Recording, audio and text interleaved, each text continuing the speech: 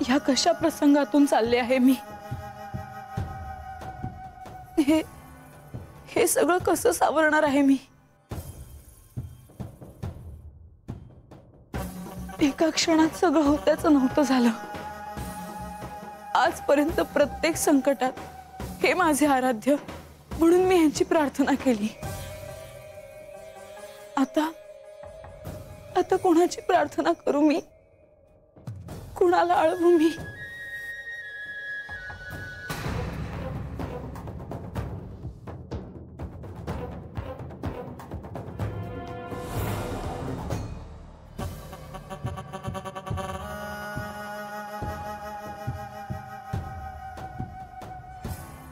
लतिका, काय झालं? थांबले का ते?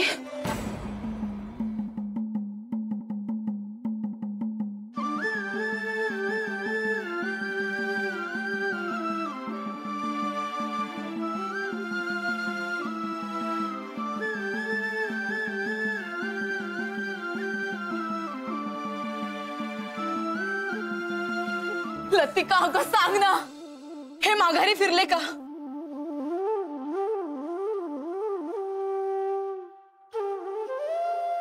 म्हाळसा, जिच्या हातात लाकडाची मोळी दिली त्याचे ऊस झाले, जिच्या हातात गोऱ्या दिल्या होत्या त्याच्या कडाकड्या झाल्या,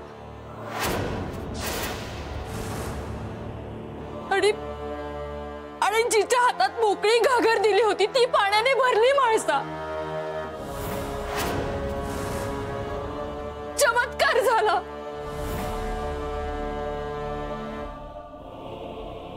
याचा अर्थ हे थांबले नाही।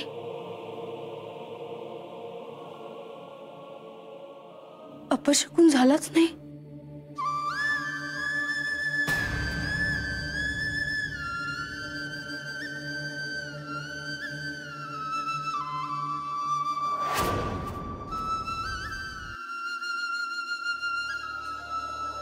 देवा, इथून पुढे तुमचा प्रवास सुरू होतो। मला गडावर जायला हवं। परिस्थिती नियंत्रणात कशी राहावी याचं नियोजन करावं लागेल। म्हाळसा देवींनाही भेटावं लागेल। प्रधानजी, मला इथे सोडून चालला आहात? असं कसं? तुम्हालाही माझ्यासोबत यावं लागेल। योग्य वेळ येईल तेव्हा तुम्ही जेजुरीला परत या। पण देवा, नारायण,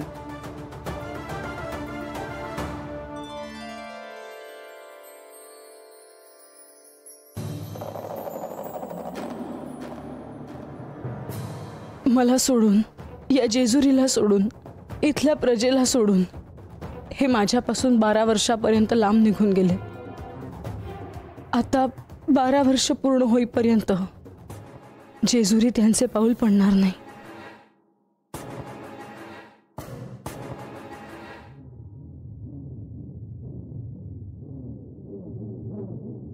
मला सोडून जाताना यांना काहीच कसं वाटलं नाही। हे नसताना मी आता कशी जगू?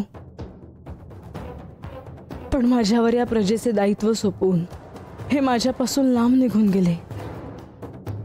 विवाह झाल्यानंतर एकही दिवस यांचे दर्शन झाल्याखेरीज माझा दिवस सुरू झाला नाही। पण आता ते परत येईपर्यंत तरी मला यांचे दर्शन होणार नाही, हेच सत्य आहे।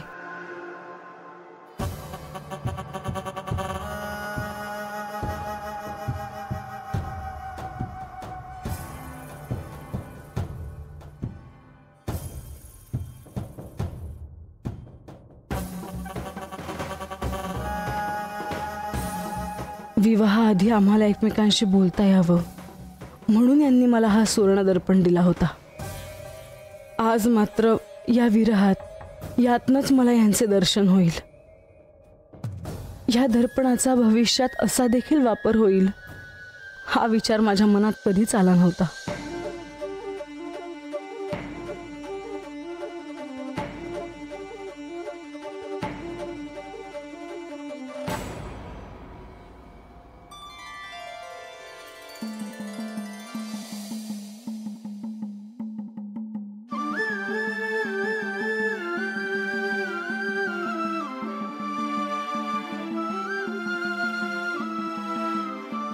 मला सोडून तुम्ही नका जाऊ.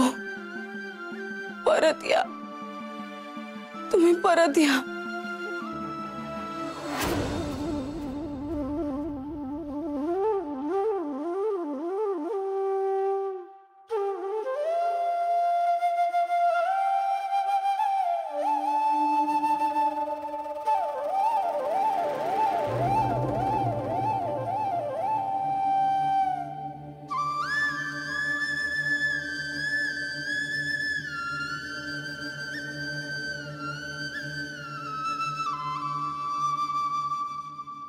देवा, म्यानं तुमचा आवाज ऐकला.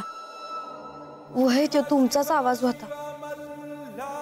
तुम्ही मला म्हणला का तुम्ही माझ्याकडे येणार आहेसा. आणि म्या जेव्हा डोळं उघडलं ना तेव्हा माझ्या आजूबाजूला कोणबी नव्हतं. पर आता म्या हे कोणासनी बी सांगितलं तर ते मला म्हणतील का मला सपान पडलं होतं. पर मला पक्क ठाव आहे का तो तुमचाच आवाज होता. देवा, तुम्ही आज पतूर मला कायम संकटातून वाट दावली आहे बघा. आणि मला ठाव आहे का ह्या पुढे बी तुम्ही माझ्यावरच काय माझ्या वस्तीवर काय बी वंगाळ होऊ देणार नाही. बानू, बानू, बानू, काय ग म्हणजे काय झालं असं ढापा टाकत यायला? अगं, आत्ता पतूर जे कधी बी बघितलं नाही ते बघितलं आहे बघ म्या. काय बघितलं? अगं, आपल्या वस्तीवरल्या गावदेवीच्या डोळ्यात ना पाणी यायला लागलं आहे बघ. काय? देवीच्या डोळ्यातनं पाणी? वय, आणि समधी वस्ती जमली आहे बघ आता. अगं, पर असं अचानक म्हणजे झालं तरी काय म्हणायचं? कुणाच ठाव, पर खरंच देवीच्या डोळ्यातनं पाणी यायला लागलं आहे. आणि किती बी थांबवायचं म्हणलं तरी ते थांबनाच बघ. काय सांगायलीस म्हणजे? वय, तुला खोटं वाटत असेल ना तर तूच बघ तुझ्या डोळ्यांनी. खरं ग, असं काय बाय झालं आहे म्हणजे इप्रितच झालं म्हण की. वय, तुला लागलीच, चल बघ काय ते आणि तूच सांग काय करायचं ते. वय ग, चल चल.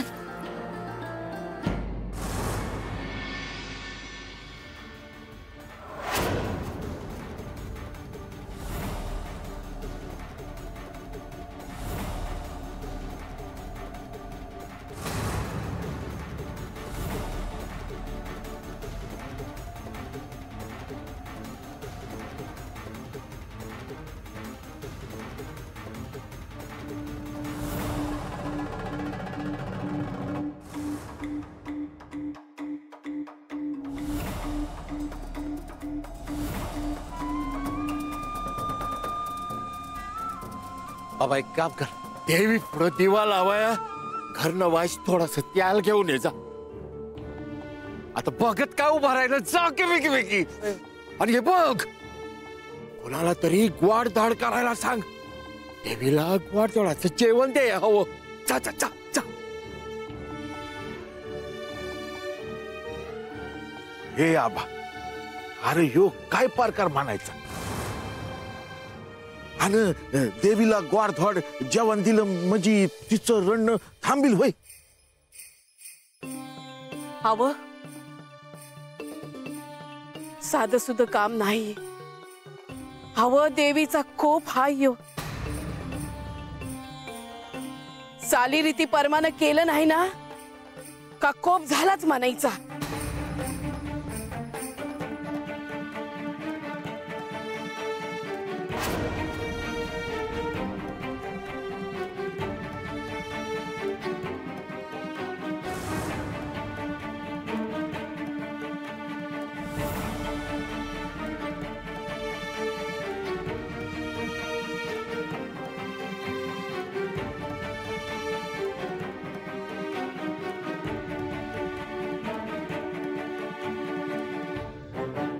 पान परसा रानात जाताना त्याला देवीच्या डोळ्यात पाणी येताना दिसलं. तो घाबरला, बिथरला, हातच उभा राहिला. मग धावत धावत माझ्याकडे आला. मी इथे येऊन बघतो तर हे असं आहे. काय सुधरा ना बघ, काय करावं ते.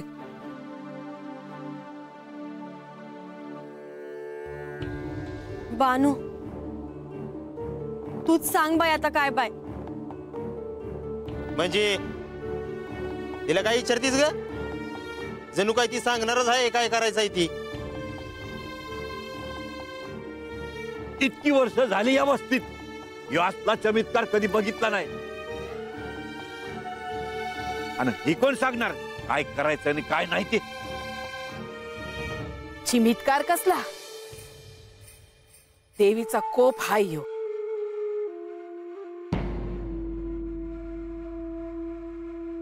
कुणीतरी देवीचं मन दुखावलं हाय. आता उगा तोंड चालवू नका. गपकुमार राहा, नसल तर जा आपल्या घरला. आबा, अरे पण आता आपण करायचं तरी काय र? काय बी करून ना देवीला शांत करायला हवं. पर कसं?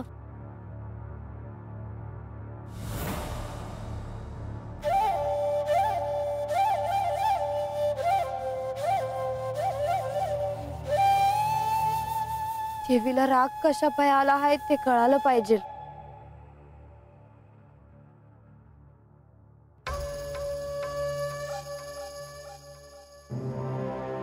पर देवी कशा पाय रडत असेल ग बानू? काय बाय वंगाळ झाला आहे. देवी अशी उगा नाही रडायची. तिचं मन दुखावलं हाय बघ कोणीतरी.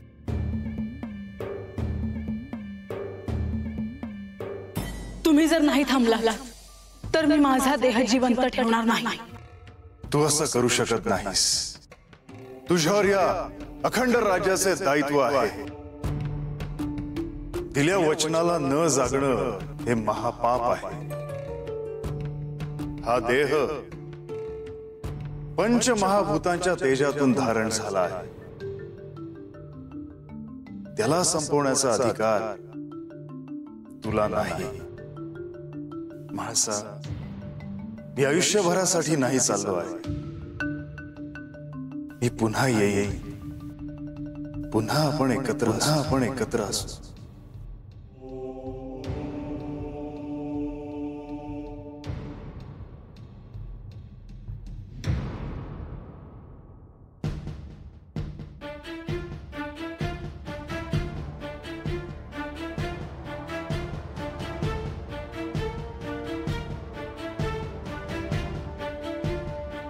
म्हाळसा, साबर स्वतःला. देव निघून गेले आहेत, पण तुला स्वतःला सावरायलाच हवं म्हाळसा.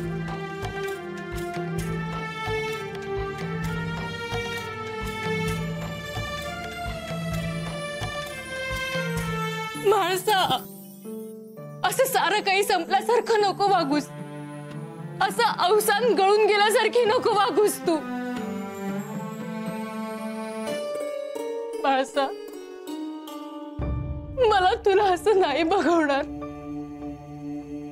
म्हाळसा, लहानपणापासून मी तुला असं कधीच बघितलेलं नाही. तुझ्या हसण्याने आपला वाडा भरून जायचा. तुझ्या हसण्याने आपल्या वाड्यात चैतन्य असायचं. अजूनही माझ्या डोळ्यासमोर तीच म्हाळसा मला दिसते आहे. म्हाळसा, असं नको राग वागूस. सोड ना ग राग.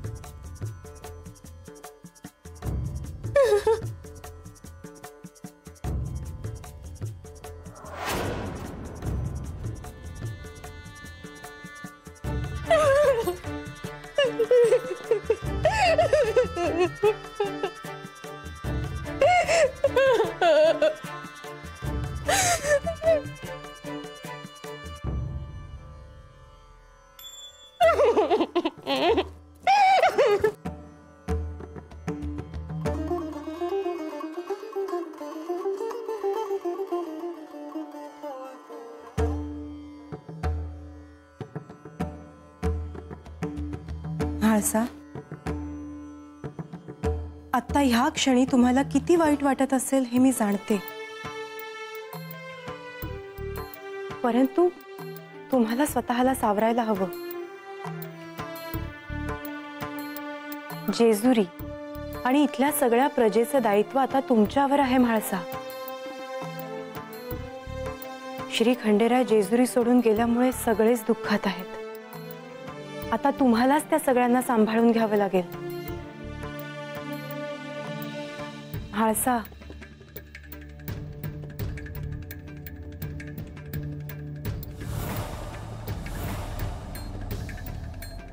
देवी, हे नसताना माझ्या असण्याचा अर्थ मला अजून कळालेला नाही.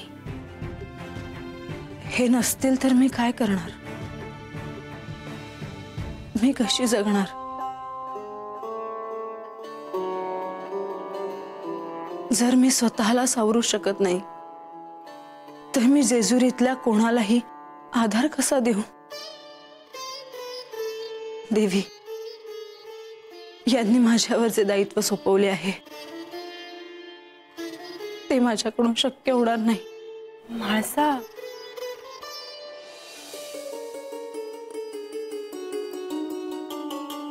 म्हाळसा,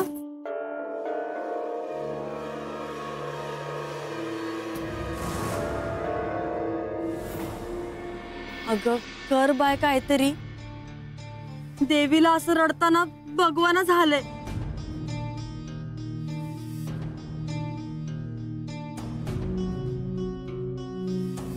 देवा खंडोबा, आता मी तरी काय सांगणार यासनी?